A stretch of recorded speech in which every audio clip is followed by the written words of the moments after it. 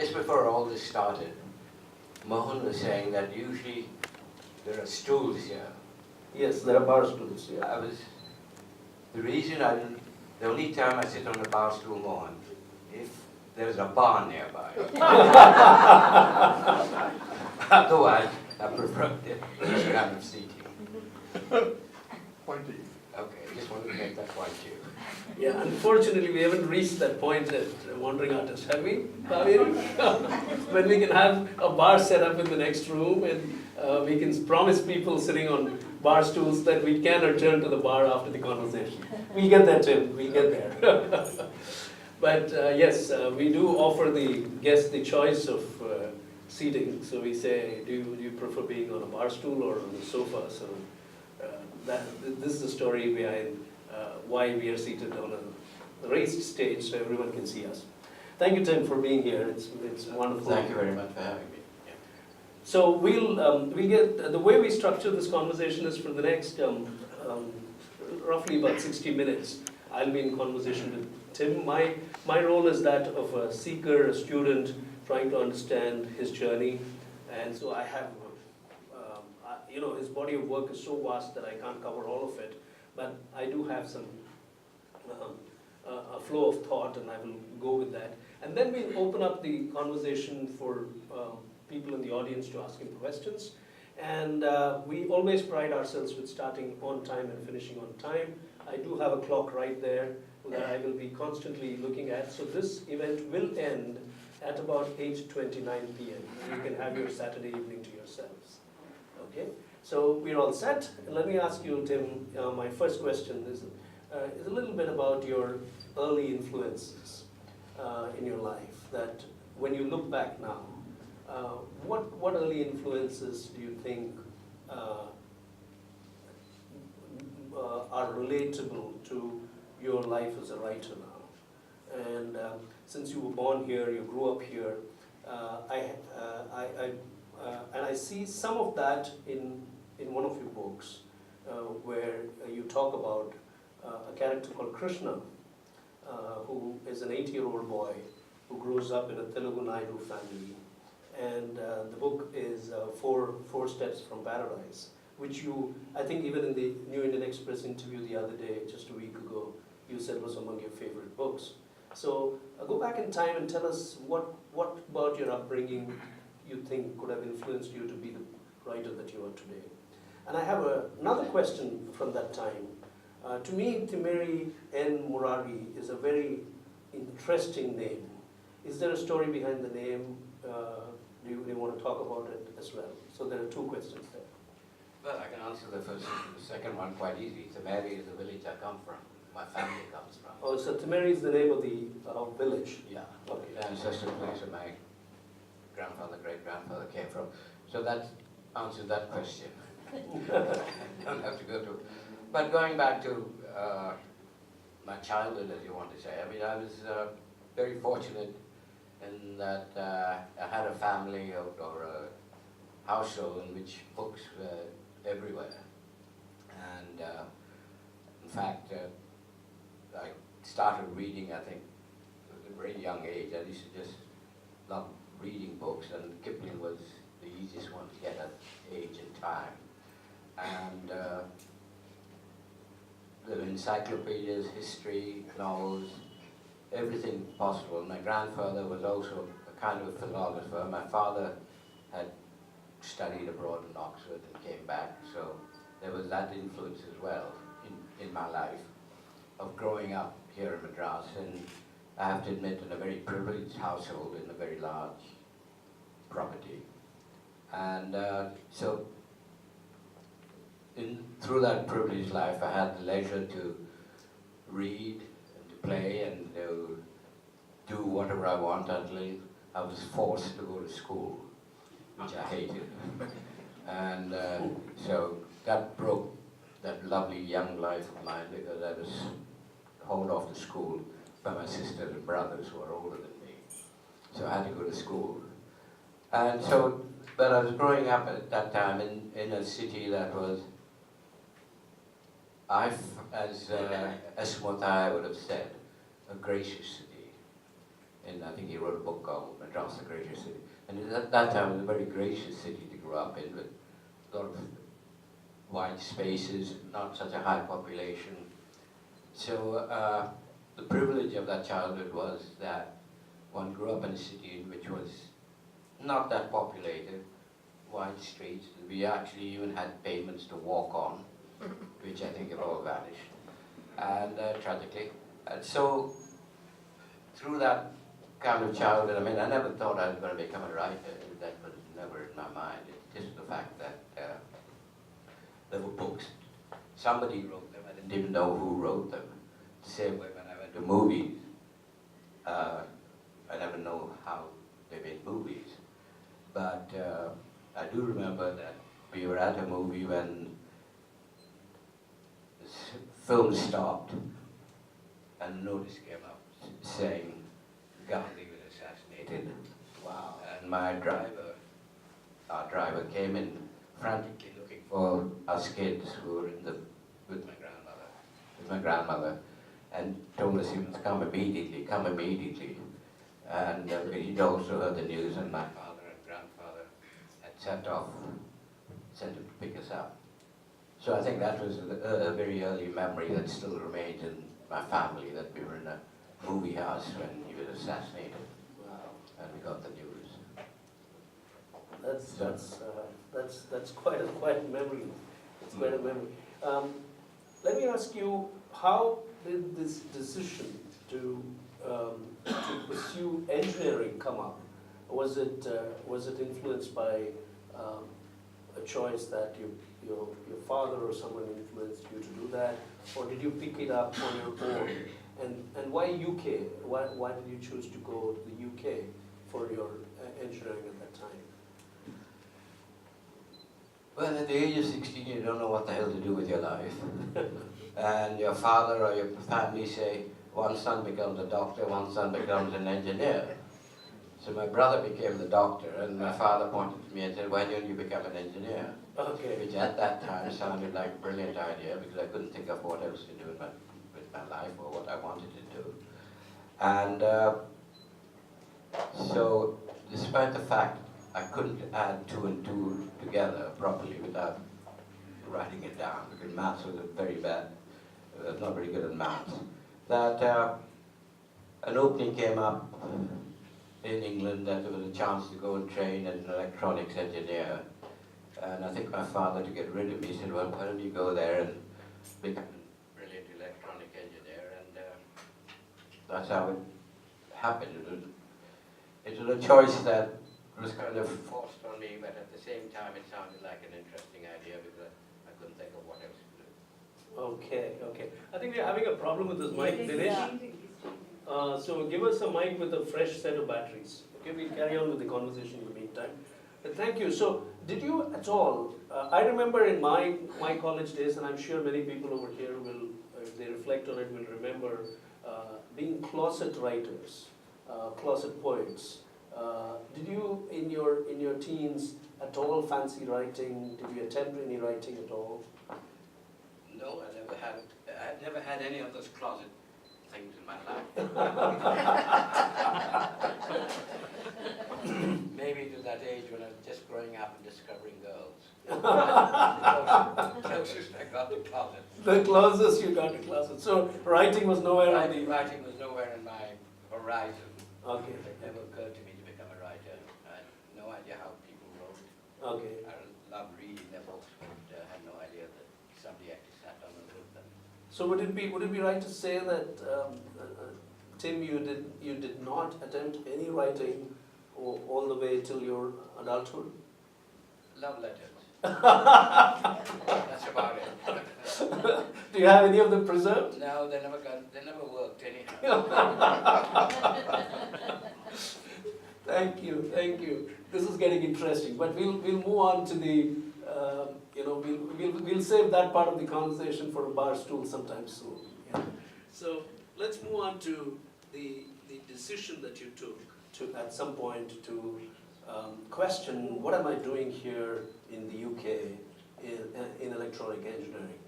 Was that an evolutionary decision, questioning, or did it happen one night and say, I can't take this anymore, let me see what I can do? And then you choose to move to Canada to pursue history and political science. Why those subjects? Why not English literature, perhaps? I think answering the first part of your question. You can use the mic. Well, answering the first part of the question, I realized within about a year and a half, that electronics and I just didn't work together. And it didn't like me, I didn't like it, and we, I think, came to a conclusion after a couple of years that I was wasting my time trying to grapple with the subject, which was totally beyond me. And by that time I made some very close friends and everything else, and I wanted to stay in England. But one of my sisters had moved to Toronto. Okay.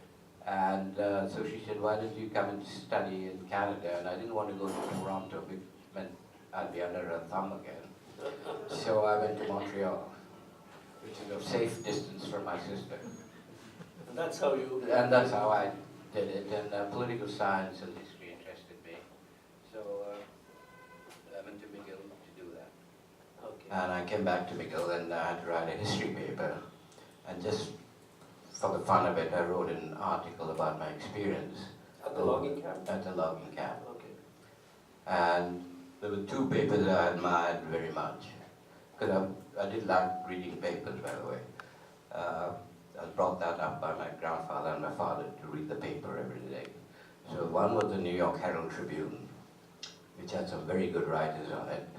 And the other was a paper called the Manchester Guardian. And by the time I finished this article, the Herald Tribune had folded. So I sent it off to the Manchester Guardian, and not expecting anything out of it, and just went on with my studies. And then one day I opened the weekly paper, and there was my article. Wow. Fatal. And that's when I decided to become a writer. How was that experience, looking at your name, your byline? Did you feel at that time, hey, this is exciting, this is what I want to do for the rest of my life, or did you? Well, I was taken totally by surprise, and I must say, the first time you see your name in print, especially with a paper like the Manchester Guardian, which is now called the Guardian, and to have done it, because I didn't know anybody there, I just sent it to the featured editor of the Guardian, and they ran the full page. Wow. On it, with a big photograph, and there was my name the first. That's the most fatal thing that can happen to a writer when he first sees his name in print. After that, it's Daayraa. But yes, that sort of decided me, maybe I could become a writer. Fantastic story. Thank you for sharing that with us. But you were also blessed in a way to have had the opportunity to not just write for The Guardian, but you wrote for the Sunday Times. In New York, you wrote for New York Times, and in America, you wrote for New York Times and Washington Post. In India, you wrote for The Hindu, for the Indian Express. So, in a way, your career as a contributing writer to mainstream media was pretty eventful. You were accepted, and you could have stayed on in journalism. How did you move out of the role of a contributing writer or a columnist to becoming a full-time author? How did the marriage, which came out in 1973, really happen? Well, I was at that time working in the Sunday Times, and they sent me to Coventry. I know that the saying is sent to Coventry, but this time I actually went to Coventry to do an article on, there was a problem, I'm trying to remember it again, but there was a problem among the unions, and Asian immigrants felt they were being exploited, and there was a conflict going on there. And for reasons best known to editors, they looked around and saw me, the only Indian they could see, and said, go off to Coventry and find out more about this problem among the Indian immigrants there. Of course, they didn't know that I was a South Indian, they were all Punjabi, so I didn't speak Hindi and they didn't speak Tamil or Telugu. So we had to communicate in English. So anyhow, I wrote the story up. I was working with another reporter, Peter Pringle. So Peter and I spent a couple of months working on the story. And when we filed it, it turned out the legal affairs said, look, I mean, there are problems with this because we can't get it passed. We might have trouble because it's conflict between the unions and people and everything else. So I took that material and felt, having spent 2 months doing something, I thought I'd try and turn it into a novel. And that's how I came to write it as a novel finally. Was there a conversation you had with somebody, or was it a purely individual decision to convert it into a novel? Oh, it was more my decision, just to do it as an exercise, to see whether it could work or it couldn't work. And I was very lucky. I found a good agent who sold it to Macmillan. Fantastic. So that's how the marriage came out. Yeah. And the marriage, you set that story of the union strife as the backdrop, and you had a love story in the front, or the other way around, perhaps. I haven't read the book, but this is what I picked up, that it's a story of an Indian girl and a British boy. Yeah, it's a love story, and she's finally sent back to India because she's fallen in love with an English boy, and they send her back to get the arranged marriage and everything else. So that's why I called it The Marriage. And how did you talk to us a little bit about that moment when? What is the moment when you see your name in print as a journalist? You see it in a paper. I think that's a different feeling.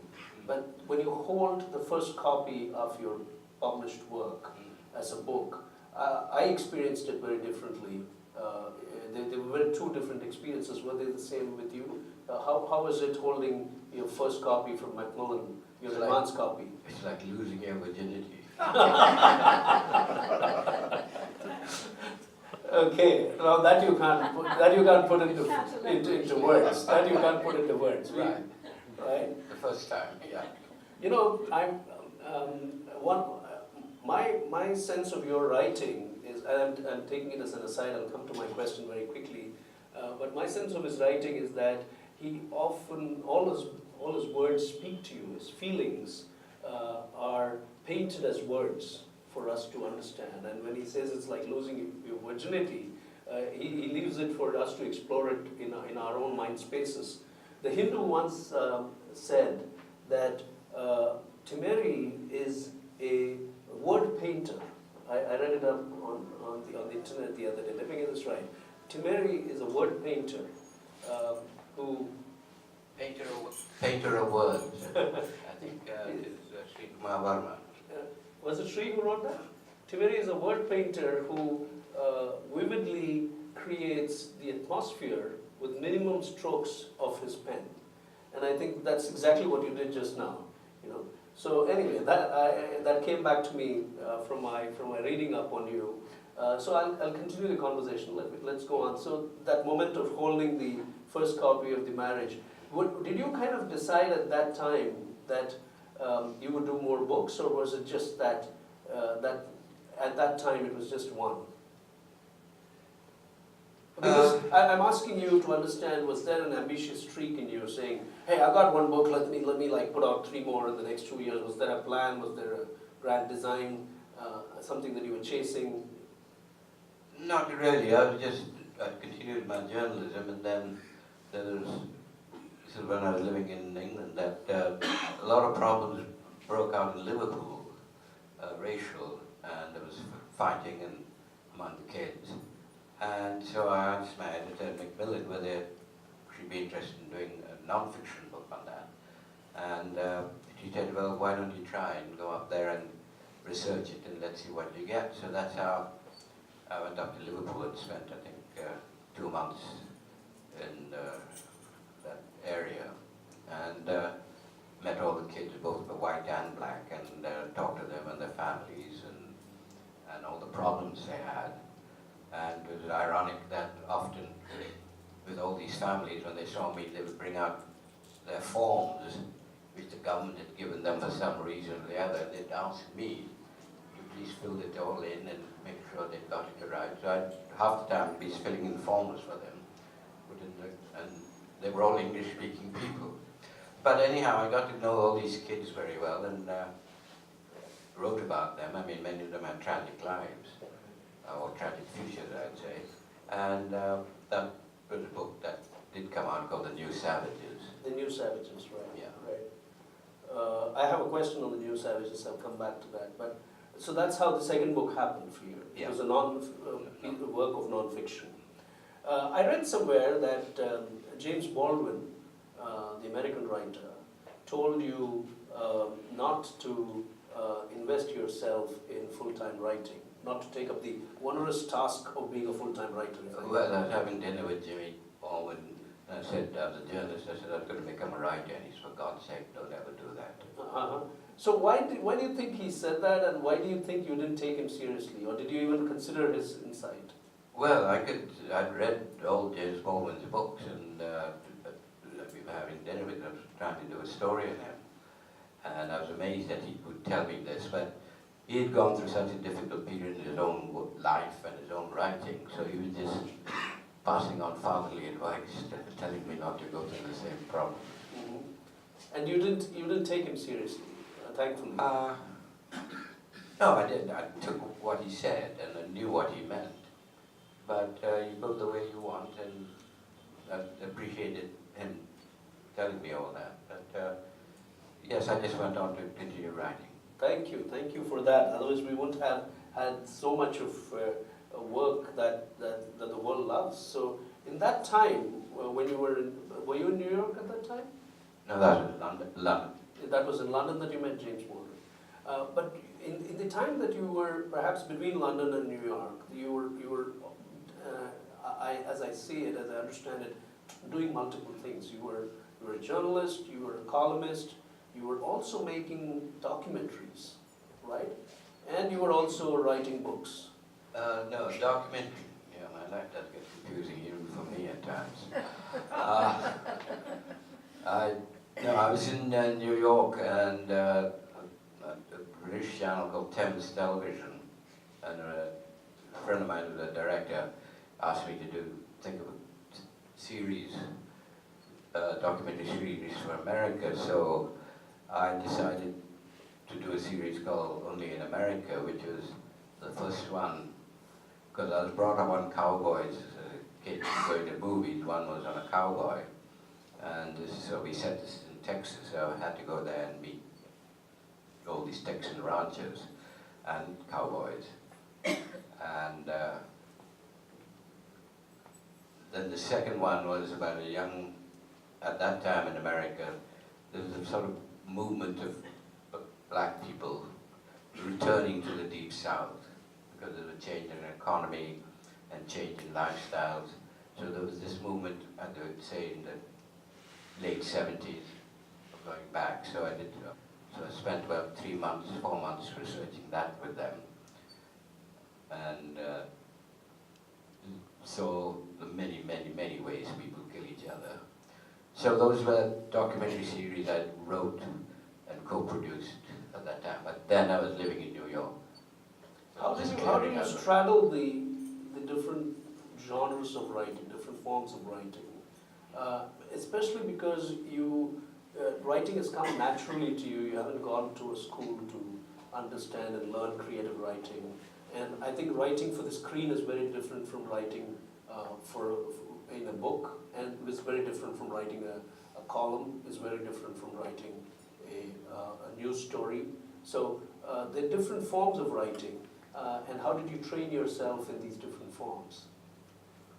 Well, I think from my writing immediately, I'd say I was taught by all the reading I did, both as a child, as an adult, and I continue to read. And films have always been a challenge because I went to a number of movies, so I just wanted to know how they made and wanted to see whether I could write a screenplay. So that's why I decided to try to write a film. And I wrote these documentaries, and I learned a lot about how you have to write for camera and also how to work with one thing about being a writer is you're all alone in a room, working in films or in documentaries. You're out with actual living human beings. So it's a great feeling to be out. So I enjoyed doing that. Trying to work in film, and trying to work in the theatre. Fantastic. Today when I had this seed of the germ of an idea, let me call it, to make my book fall like a rose petal into a screenplay. I went with Vani to attend a screenplay writing workshop, and the one decision we took after the workshop is we can't think like them. We can't do this. And I'm finding you're self-taught in that space. You've experimented. You've been adventurous, and you've been Well, I'd like very to say, prolific there. kind of self-taught that I was lucky during my days in London, and I worked with two American producers, John Cohen, who's now gone, and Alan Bernheim, and they were wanting to do a film. And since they knew I could write, and I was the cheapest writer they could find in the whole of London who would sit down and do it. So they had I think they had their offices somewhere off Oxford Street. So I'd turn up that daily and sit down and at the typewriter, and we'd have this long dialogue and monologue, and then they say, okay, you write this scene, and you see how it goes and everything else. So John Cohen had just made two very successful films. He made, from the John Fowles novels, what's that? French Lieutenant's Phone? No, he wrote the Magus and the one before that with Terence Stamp. Anyhow, he was a very successful producer.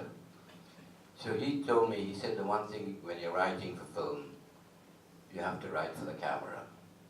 Unless you can move the camera, you don't have a script. You cannot move scene to scene through dialogue. It's got to be through the camera. So I worked with them for about 3 months, for which I was barely paid, and then they decided the whole film wasn't working. But that's how I learned to write for films, because I was lucky to have him, and in fact another friend of his called Stanley Mann, who also came in with sessions to teach me how to write movies. And he's also a very successful Hollywood screenwriter. So between the three of them, I picked up a lot of how to write screenplays. So I'm not self-taught. I was taught I was taught by three very professional American movie makers. Okay, that's interesting. I'm glad you had those influences. We were a bit intimidated by that space because, as you pointed out, the writer just writes, but I think a screenwriter has to think through the camera, and the visual appeal has to be there. Let's move on. Let me ask you a little bit about the themes that you've explored in some of your books and your inspirations.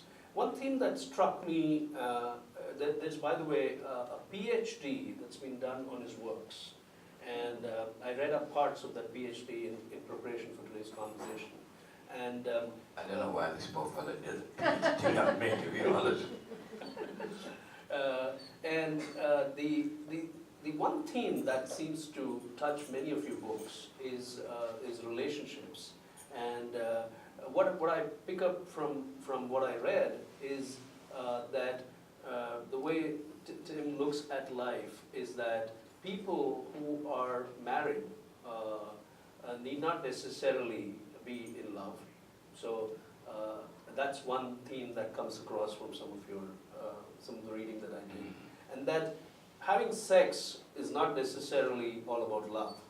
So there is a quality about love that you are distilling and you're sharing on the one side, and you're also talking about relationships so differently from other people, where you're talking about relationships beyond gender, beyond caste, beyond even countries, nationalities. And so my question really is,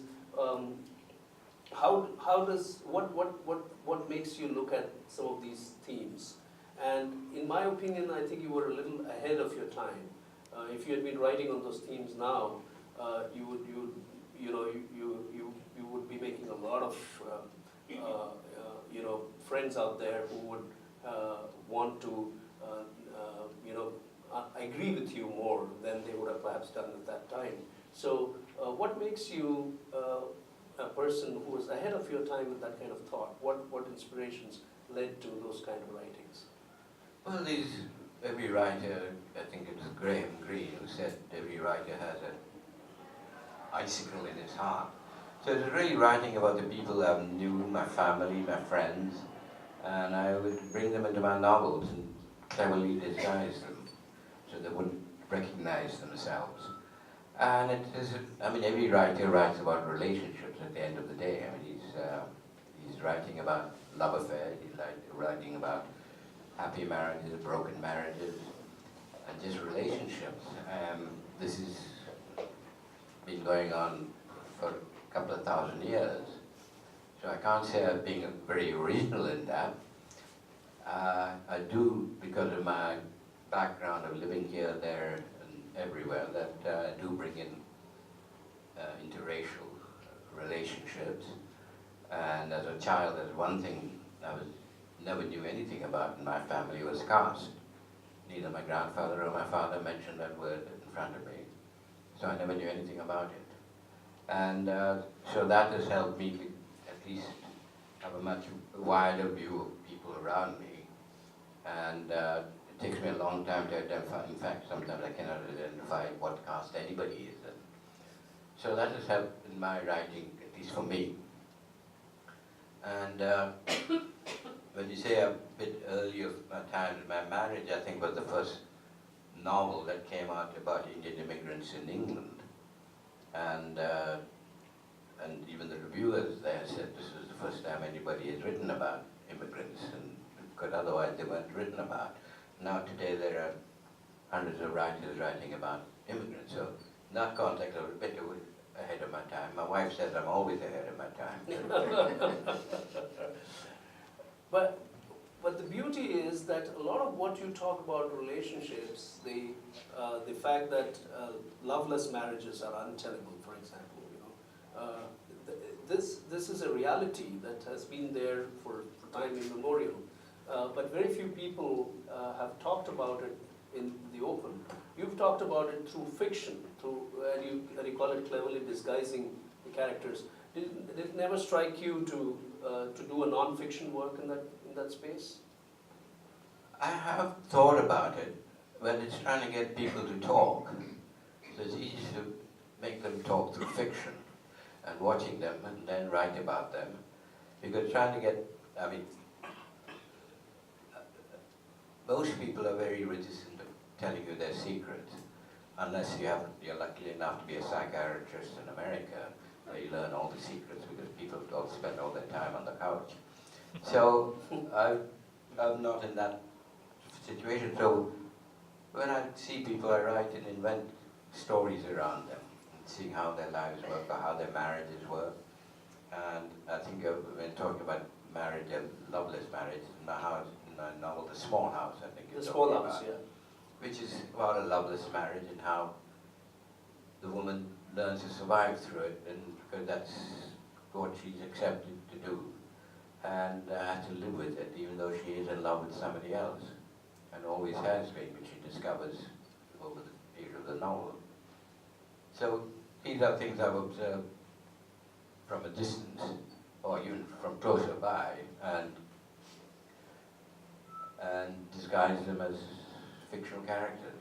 So it's a lot easier to tell the story or share the philosophy, if I may. Yes, it is easy. Well, it is fiction. Writing is never easy, so like somebody else once asked me that, and they said, oh, it must be easy. I said, no, writing is never easy. But it's a way of expressing oneself through what you see around you, and then taking it and weaving it into a story and trying to explore your own life. I think somebody asked Daphne du Maurier why she wrote, and she said, in order to find out what I'm thinking, which is very true.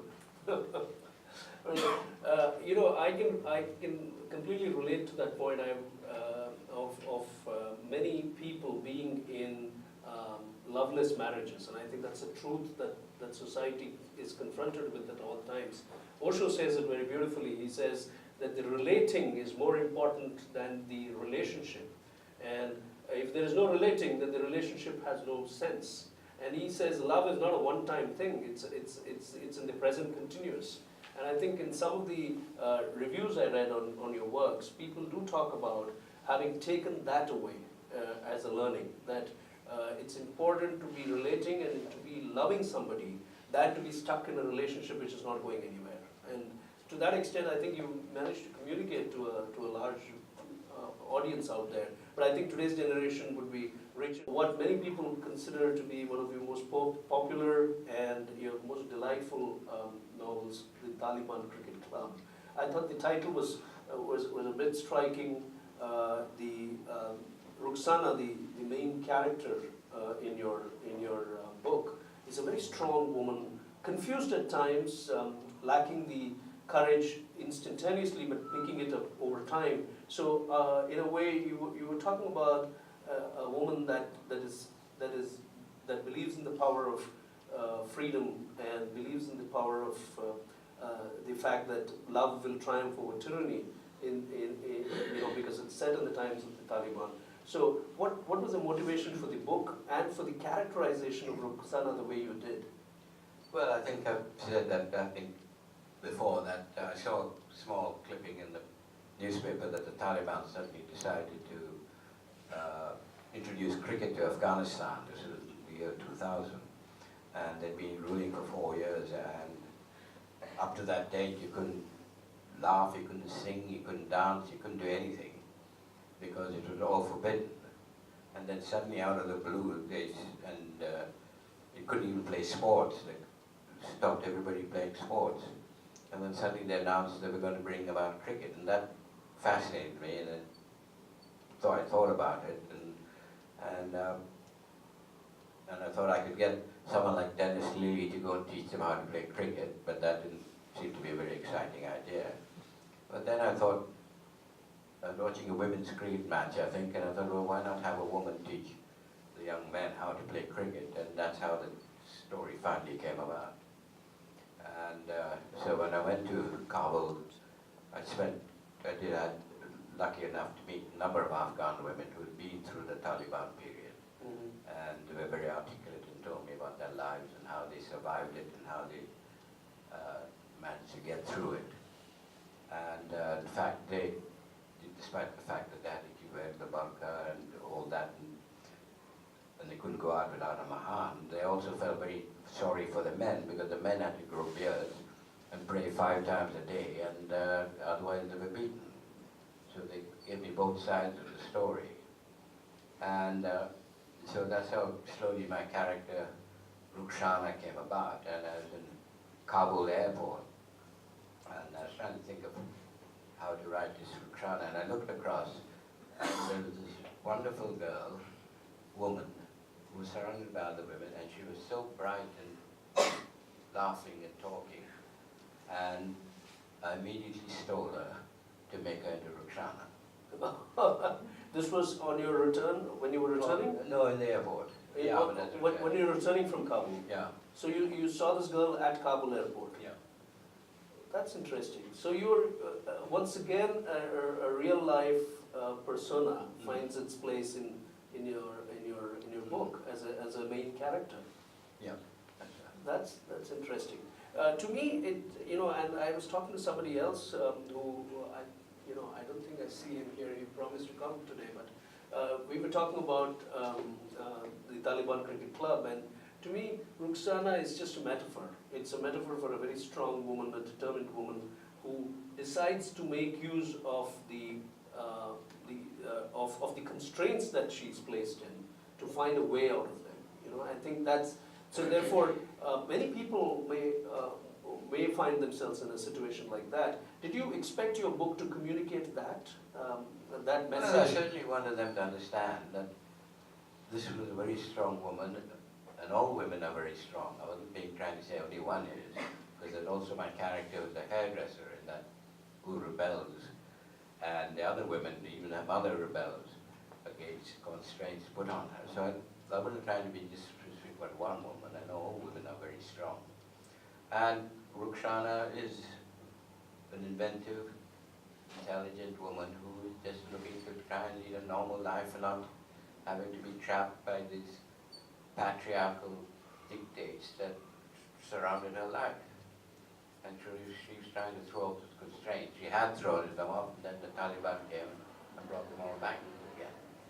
So I was just trying to write a story about a woman who had courage to fight against the people who had constrained her. So the message, I think, is more a reader's takeaway. But readers take away so many things from a novel. You never know. I never know it's the same novel they've read.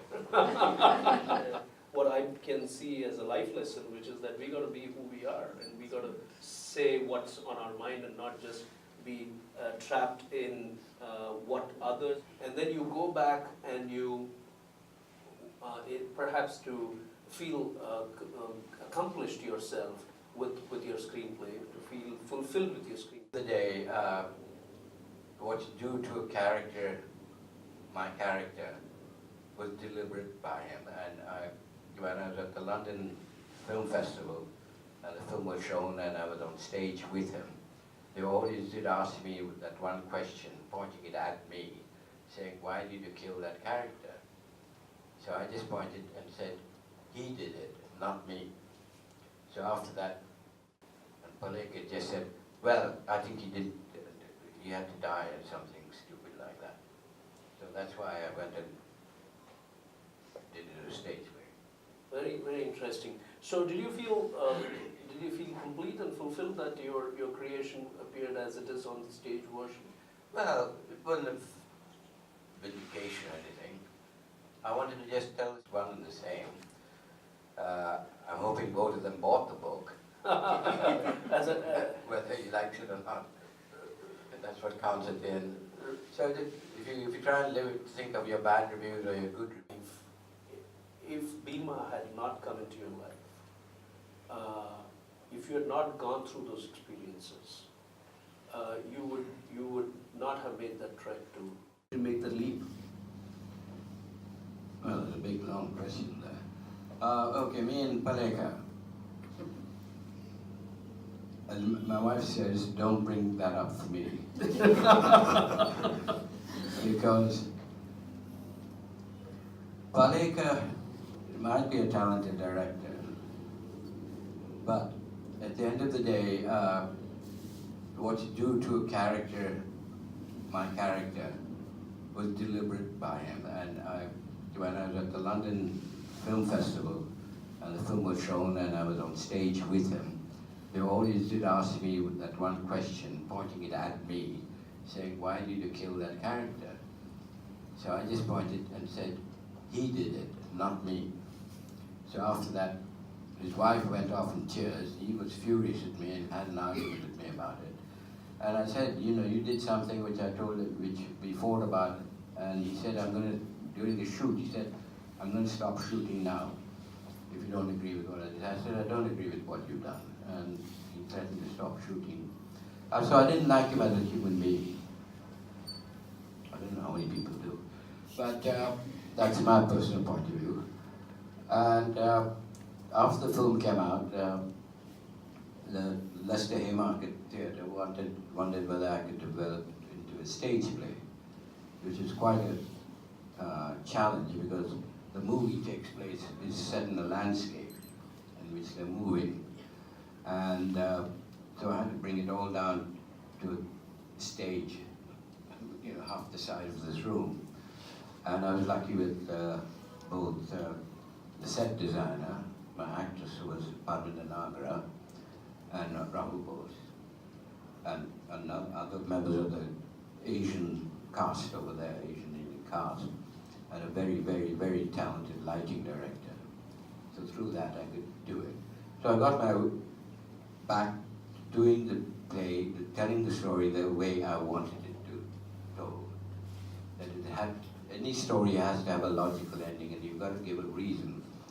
If you kill someone, you have to give a reason as to why you kill someone. And Paleka just said, well, I think he had to die or something something stupid like that. So that's why I went and did it a stage play. Very, very interesting. So did you feel complete and fulfilled that your creation? Well, it wasn't a vindication or anything.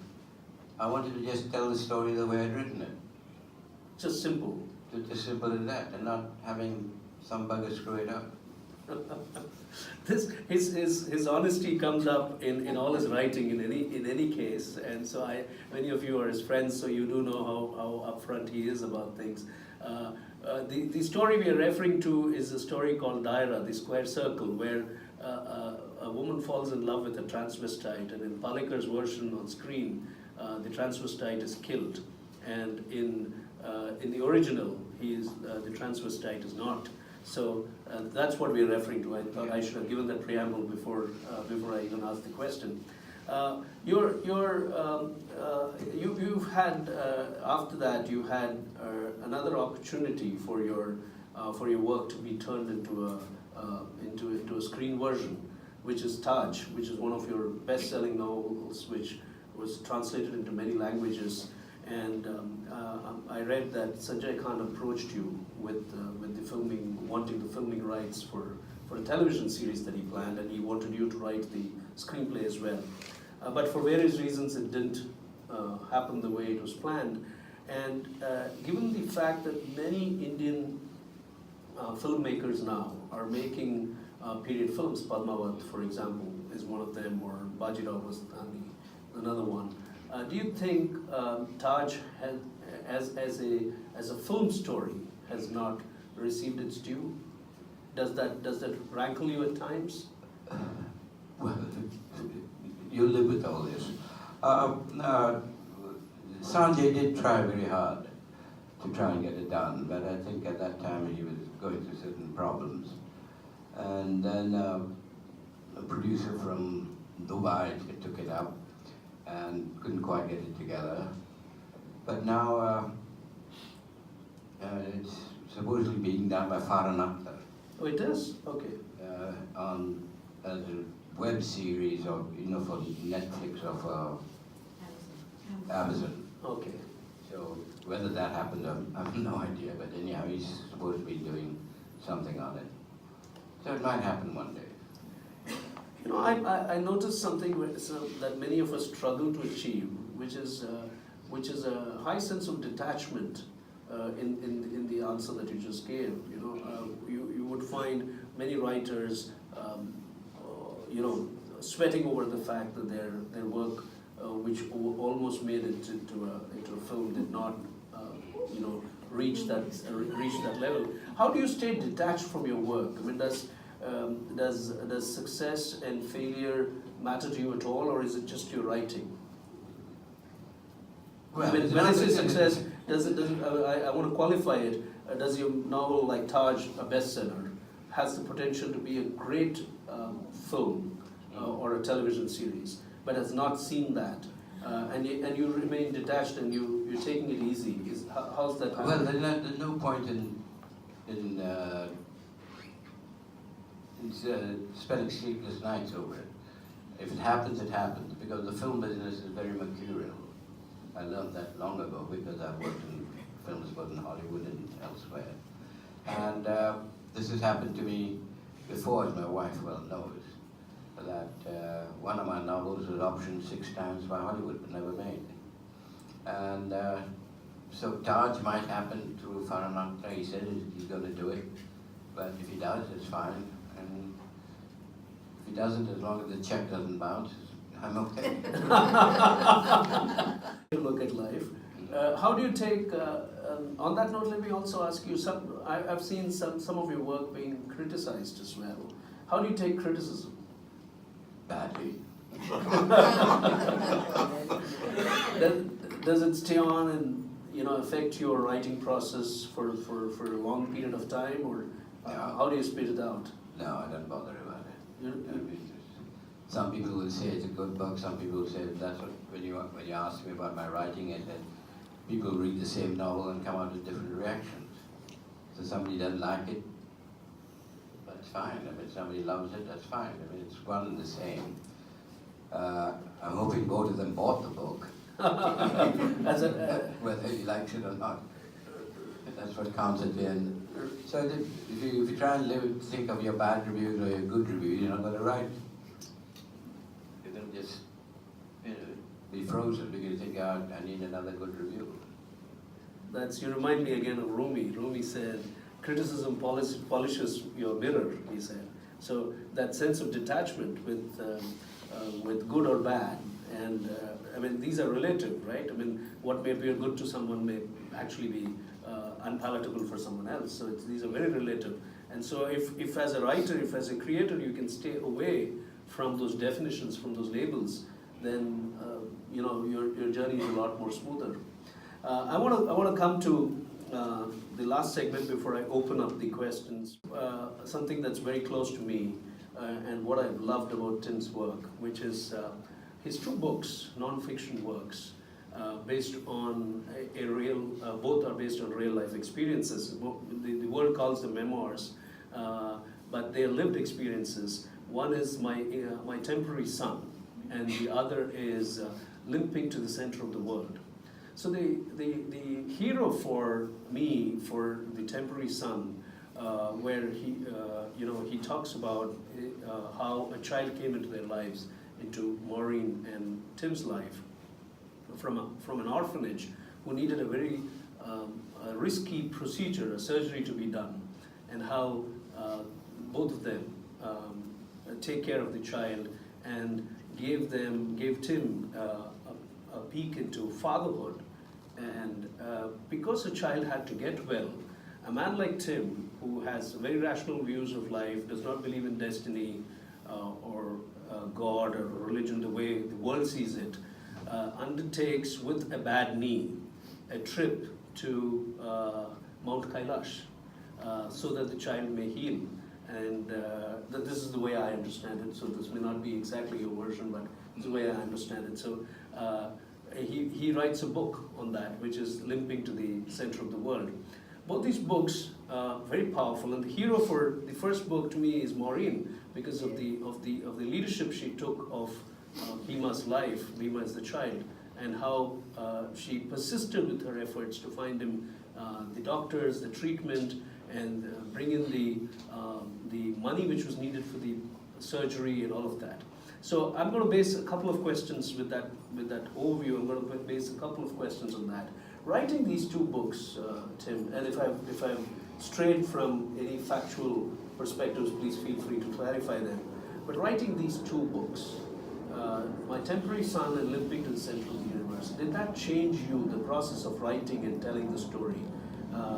Have you started looking at life differently after both these books? I think so, because I think Temporary Son changed our lives very much. The impact, because we didn't have our own children, and to have this wounded baby in our hands and to look after, and which Maureen looked after so well, that certainly changed our lives, and you shift your focus on what's important, and his life was more important during that period. And so that certainly affected both my thinking and my writing.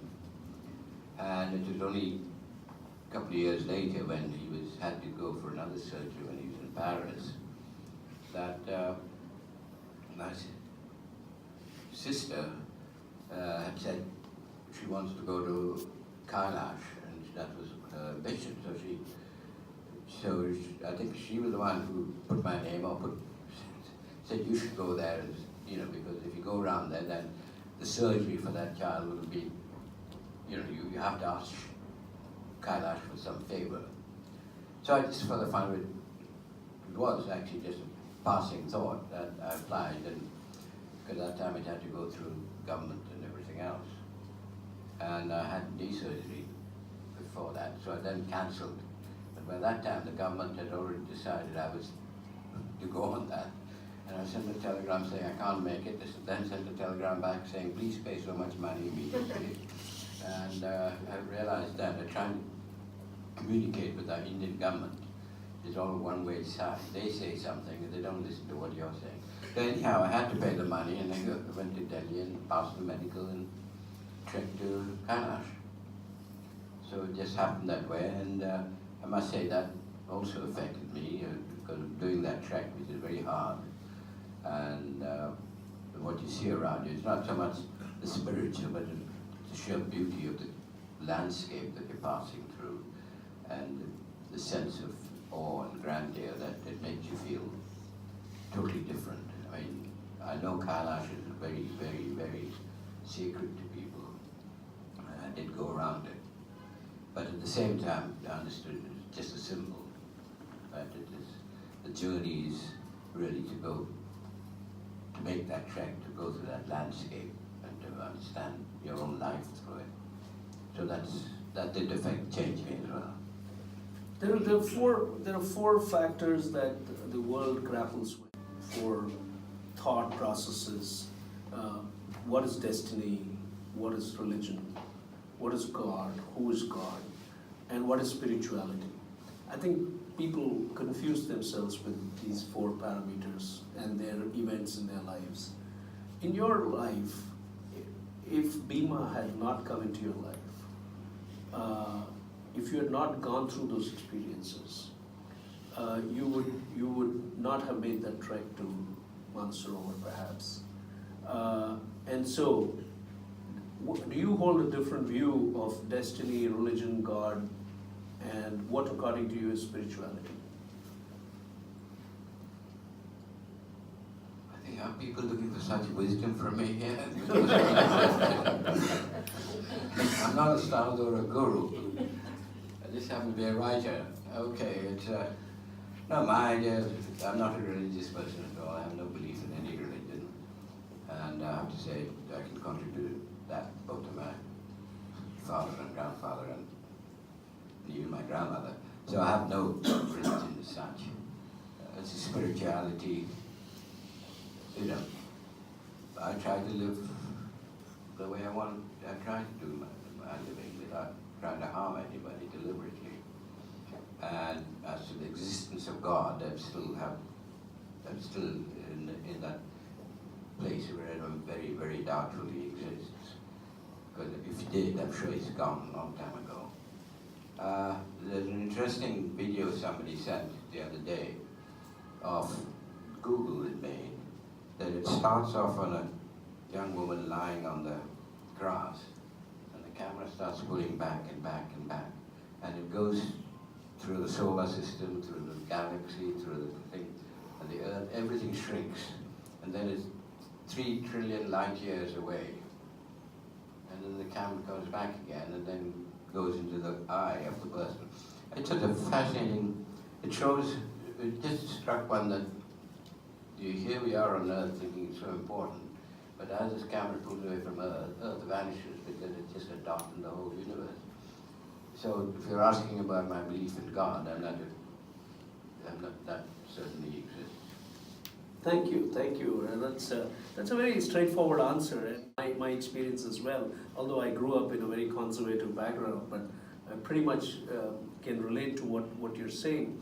Is there destiny? I think there's just this life and the experiences we go through. Could Bhima not have come into their lives? Well, then this question would be redundant. Well, destiny at times, coincidence, life, things happen. The way we met Bhima, the way I met my wife. I mean, Right. you're not planning anything, but these things happen. These things happen. So I think the way to deal with this question of destiny is always about what is it that you have and what can you do with what you have.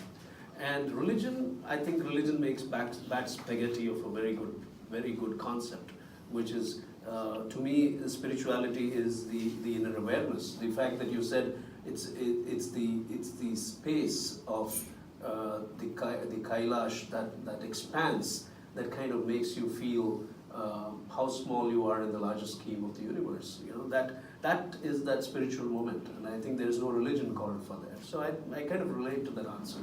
Thank you. But those were fascinating books, both of them. Though some people did criticize your work on naming your co-yatris and or talking about their mannerisms. But I think I liked it because it gave us I haven't been to Kailash myself, but it gave us a peek into what the journey could be with people that you were connecting with for the first time. So fascinating works, both of them. And I still feel, therefore, as a writer, your best is in the non-fiction genre. But would you agree, or do you feel fiction is your strength? Well, both. Both. Yeah, I enjoy doing both fiction and non-fiction, and I'm trying to do a non-fiction book now and working on it at the same time. Very, very nice. Okay, we'll now open up the floor for questions from the audience. I do have one or two questions, but I'll wait for the audience to finish and then come right back to Tim. Yes, Debbie. Tim, do you take notes? You know, if you have certain experiences or you meet people, do you only write notes about what you've experienced? I do keep a diary, and I do often, I do kind of make jottings, and especially when I'm starting to write a book, then I keep making notes about the characters I'm writing about, and often I will relate them to a real person, change the name of course, and keep little notes about, but I'm not always note-taking. It's just trying to absorb what I've seen and what I've heard and storing it away. I might scribble a note to myself or put it on my computer just to say, think about it that way. So I do that often as not, of just making small notes about who I've met and what I've done. Next question. Yes, Sri. Letting your association with Playboy. Oh, my association was not with Playboy, it was with Penthouse. Penthouse. I was surprised because I left it out in the introduction. It wasn't intentional, but it turned out at that time that my partner at that time was Bob Guccioni's PR, and so he started Penthouse magazine, and I got to know him quite well, and he had this magazine he'd asked me to write for occasionally, and I found I was more famous writing for Penthouse than I was for writing for The Guardian for the last 10 years of my life. But just to go on with Bob, so I was moving to New York, and he said, "Do you have a place to stay?" So I said, "No, I'll find an apartment or something like that." And so he said, "You can stay in this place I've just bought because I need someone there." And he bought a 42-room townhouse on 67th Street between Madison and Fifth Avenue. And so I had the key to this place, and it was vast. It had a ballroom, it had a swimming pool, and everything else. And Bob said, "Just all you have to do is be caretaker there and make sure everything works, and you can do your writing." So I was living free in New York for about 7 months, until one day I get this knock on this door, 6 o'clock in the morning, something. There were a load of firemen outside saying the house is on fire. So I lost my rent-free house in the most posh locale of New York, and had to move to the Upper West Side. Yeah, so you Bob very. next question. Yeah. Yeah, Mo. Tim, do you ever write with a certain audience in mind? That's a good question, because writers, you do have just over the horizon an audience, even though you're trying to write partly for yourself, but you're always also thinking, will somebody read this, and who am I really wanting this book to be read by? You want, of course, a wider audience as possible, but you're not going to always get it. So you do have a vague idea of who you're writing for, but you don't let it overtake your thinking. Okay. But it's there, because it's a marketplace you're also writing for as a writer. Yes, Arun. So, I sometimes write small stories and narrate it to the public. So my question is, I always try to follow the 3-act structure because I have learned so much about screenplay. But many mentors tell me not to get stuck up with the 3-act structure and just go with the flow. Do you believe in the 3-act structure? Okay.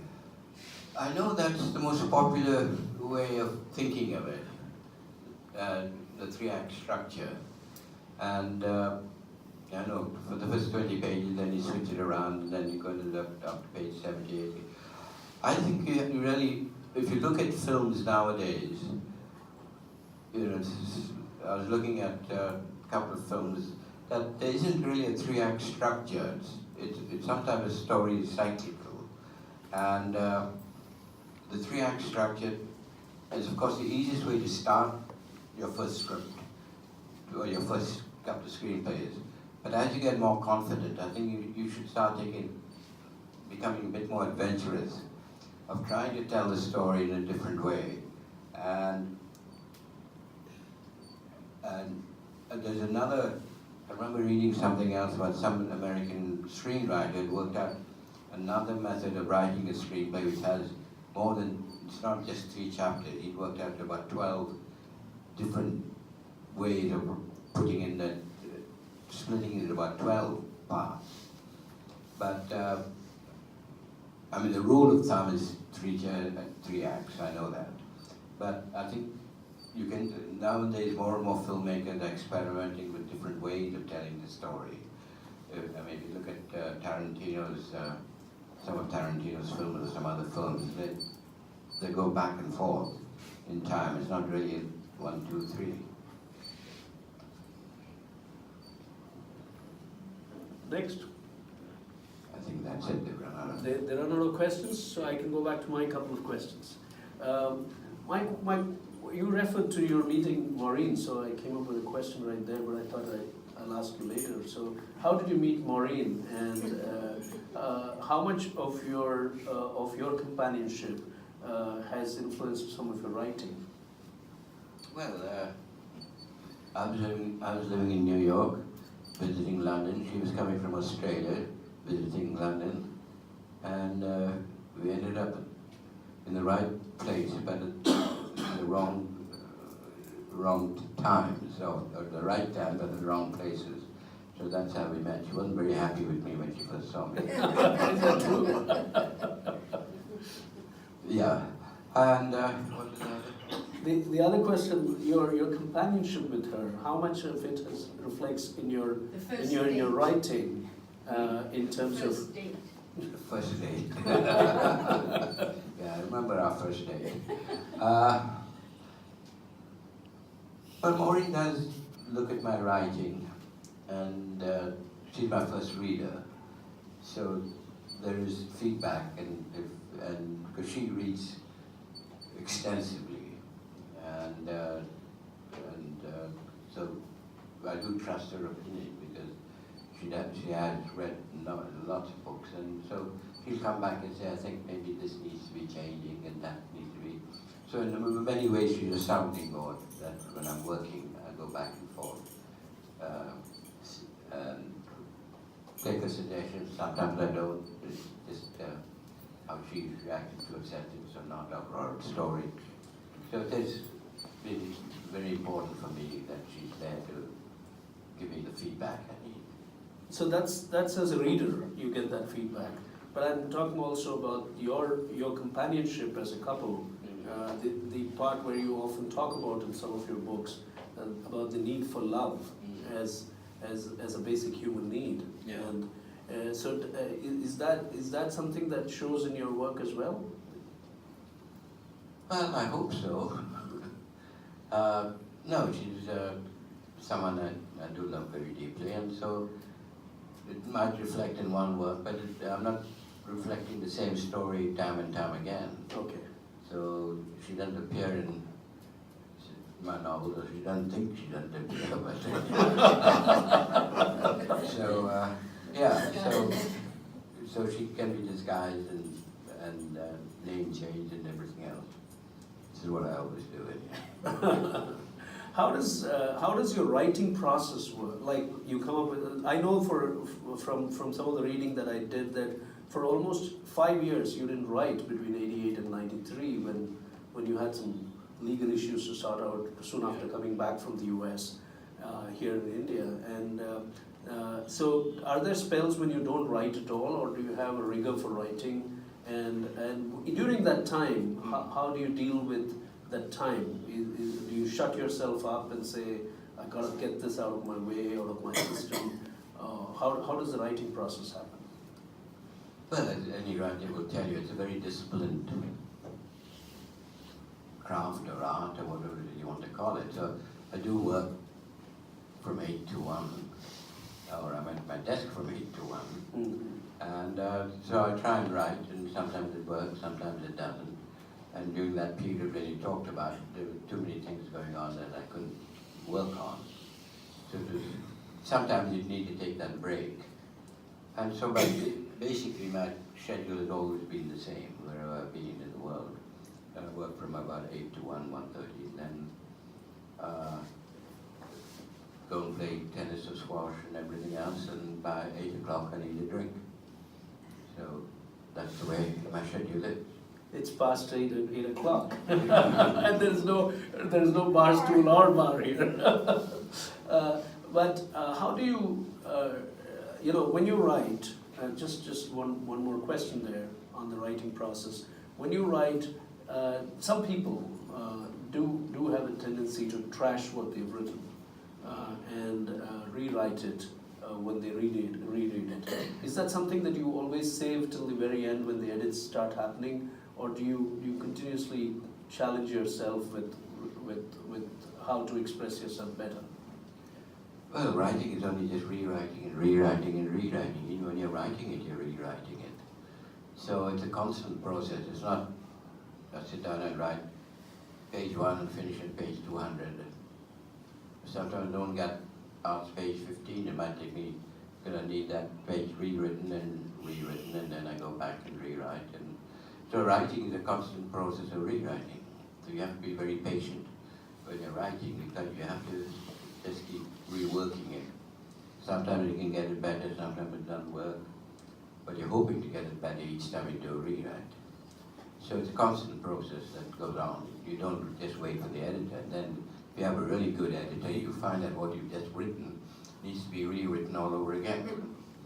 But that's when you find a really great editor to work with, if you're lucky. I'm so glad you said this. I asked this question particularly because I think, thanks to Puchi Venkat there, we are having this entire conversation recorded for a YouTube audience. And 2 points I'd like to amplify. One is the discipline of writing every day. And I think if in any craft, you have to have riyaz. And if you're a singer, you're a dancer, you have to have riyaz.